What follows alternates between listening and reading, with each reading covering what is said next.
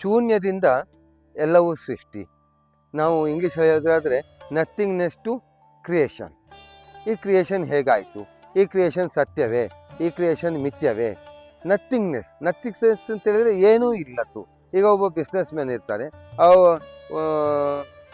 ಉಡುಪಿಯಲ್ಲಿ ಬಿಸ್ನೆಸ್ ಮಾಡ್ತಾ ಇರ್ತಾನೆ. ಅವ ಬಾಂಬೆಗೆ ಹೋಗ್ತಾನೆ, ಅಲ್ಲಿ ಏನೂ ಇಲ್ಲದ ಜಾಗದಲ್ಲಿ ಏನೋ ಒಂದು ಕ್ರಿಯೇಟ್ ಮಾಡ್ತಾನೆ.